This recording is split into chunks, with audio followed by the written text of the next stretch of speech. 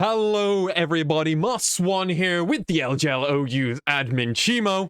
Hello! And we're here to break down Week 7 and all of the possible outcomes, because ladies and gentlemen, tiebreakers are upon us. Yeah, quick thing first. For the first example in our eyes, most likely outcome, we are going to assume that our top teams of Rascal Jesters and DFM win their matches, and that Burning Core and Sengoku Gaming loses both of them. This gives us the first tiebreaker match of the LJL with DFM versus Rascal Jester.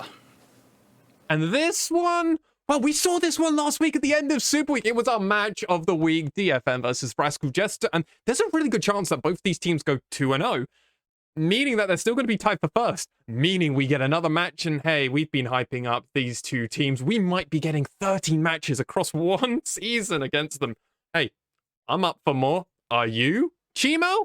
But the next one is going to be a little bit different. Crest Gaming Act versus the Hawks tiebreakers? Yes, so this is another likely. Hawks wins over Axis and CGA goes 1-1, which is like what we mostly expect. But Crest Gaming Act is a coin flippy team. So if both teams go 0-2, and then we go away from what we expected with Sengoku losing both their matches, then we still get this tiebreaker. So as long as both teams goes head-to-head, they get the same result at the end of the week, we'll have this tiebreaker. Then we have another one going over to you, Swan. V3 versus Axis. Oh, this one's going to be a spicy one for the ages, because we actually get to see the result, and realistically, a great idea if we're going to see this tiebreaker match, because in Week 7, we have V3 Esports facing up against Axis, and if Axis win this, they can trigger the tiebreaker match. However, if V3 win, it doesn't matter if Axis win against the Hawks and V3 lose against Burning Core, because V3 Esports already have that one win in the head-to-head. Axis need to win to trigger it. But that's not the only one. There are some more spicier ones, and Chimo, you've done the math to figure this one out. So we have two insane ones, and this is actually where we go crazy, because we have a three-way tie and a four-way tie that can happen. So if we go into the three-way tie, this happens if Hawks wins over Axis and loses to DFM. This is kinda likely. Then we have Axis also loses to V3. This can also happen. CGA wins over SG and loses to RJ, or vice versa. The one where they loses to RJ and wins over Sengoku is kinda likely. Vice versa is not so likely. But this means that we have V3 as the third seed and the rest competing for the 4th, 5th, and 6th place, and ultimately creates the 7-7 gang. Hashtag 77 gang!